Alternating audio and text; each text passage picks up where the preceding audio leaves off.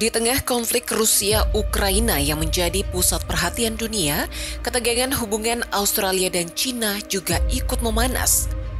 I'm very concerned about the actions, though, of using the lasers on an Australian surveillance aircraft. That is, I can see it no other way than an act of intimidation. Sebuah kapal Angkatan Laut Cina membidikan laser ke pesawat militer Canberra yang terbang di atas lepas pantai utara Australia. Pilot Australia yang menjadi sasaran serangan laser tersebut melaporkan bahwa dirinya mengalami kilatan disorientasi, nyeri, kejang, bintik-bintik dalam penglihatan hingga kebutaan sementara. Militer Australia dalam pernyataan yang dirilis pada Sabtu 19 Februari mengklaim tindakan tersebut berpotensi membahayakan nyawa. Mereka juga mengutuk keras perilaku itu karena tidak profesional dan tidak aman. Insiden itu terjadi pada hari Selasa 15 Februari 2022 kala pesawat P-8A Australia terbang di atas Laut Arafura. Pesawat pengintai dan anti kapal selam perang tersebut tengah berada di atas laut wilayah utara Australia dan Pulau Papua Nugini.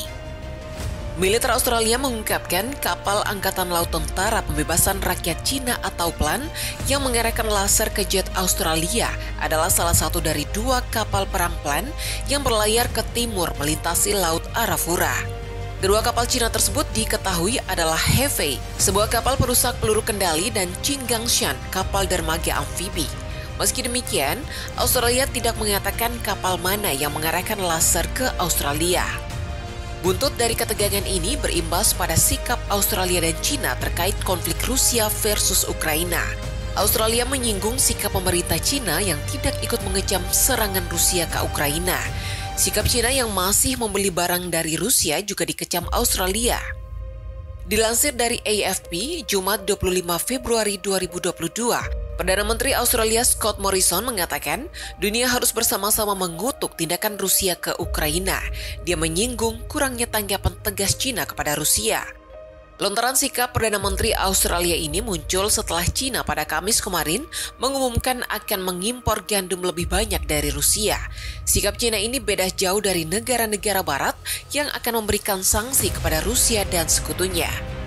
Australia juga mengumumkan menjatuhkan sanksi kepada Rusia usai Moskow mengakui wilayah separatis Donetsk dan Luhansk serta mengerahkan pasukan.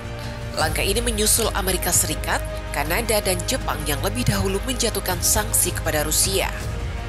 Sanksi itu akan dilancarkan kepada 8 anggota Dewan Keamanan Rusia berupa larangan perjalanan. Canberra juga berencana menargetkan sanksi ke bank-bank yang berhubungan dengan militer Rusia. Namun pengakuan Australia ini dibantah Beijing pada Senin 21 Februari 2022. China membantah tuduhan Australia bahwa sebuah kapal Angkatan Laut China menyorotkan laser ke salah satu pesawat pengintai Australia. Beijing membantah tuduhan itu dan mengatakan tuduhan laser itu tidak benar dan membela tindak tanduk kapal China sebagai kegiatan navigasi normal yang sejalan dengan hukum internasional.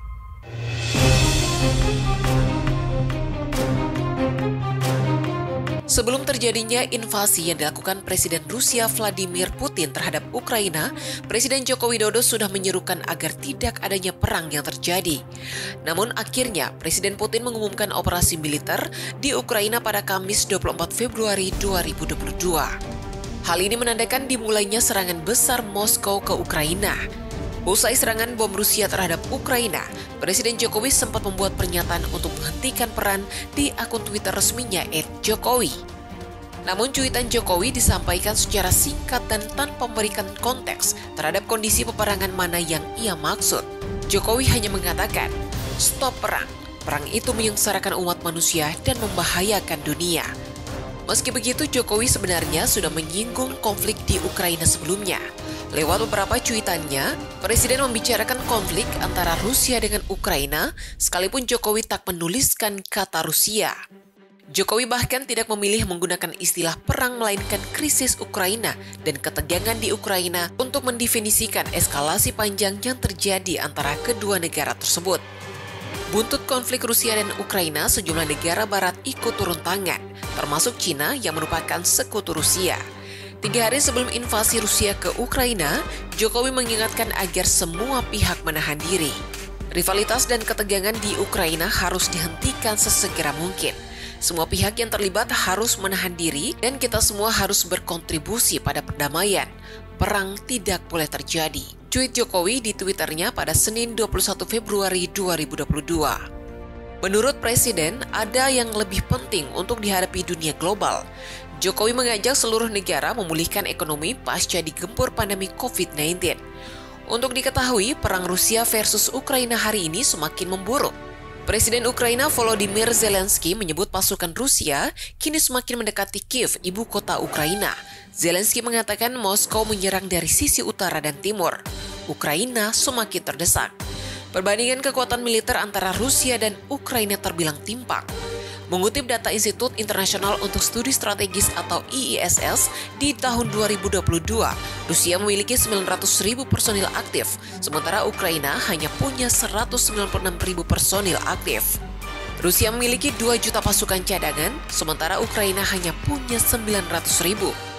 Dari sisi kendaraan lapis baja, Rusia memiliki lebih dari 15.000 jenis kendaraan tersebut, sementara Ukraina hanya mempunyai 3.309 kendaraan jenis ini.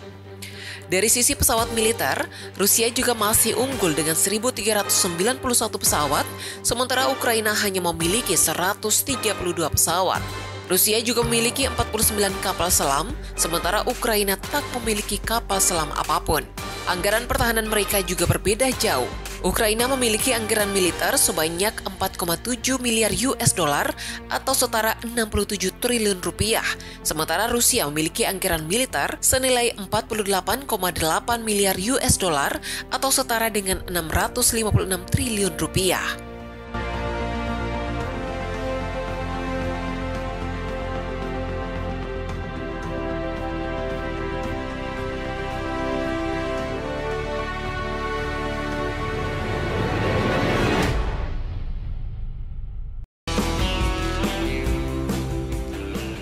У истоков стоял искренний друг нашей страны, первый президент Индонезии Сукарно.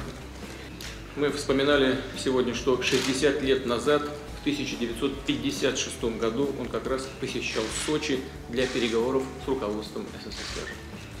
В нашей беседе с господином Видодо мы подтвердили настрой на наращивание двустороннего взаимодействия по всем направлениям. Saya berterima kasih sekali kepada seluruh jajaran pemerintah Rusia yang tadi telah berbicara dengan delegasi Indonesia dengan sangat rinci dan sangat detail. Dan dengan segala hormat, saya ingin mengundang Presiden Putin untuk berkunjung ke Indonesia. Terima kasih.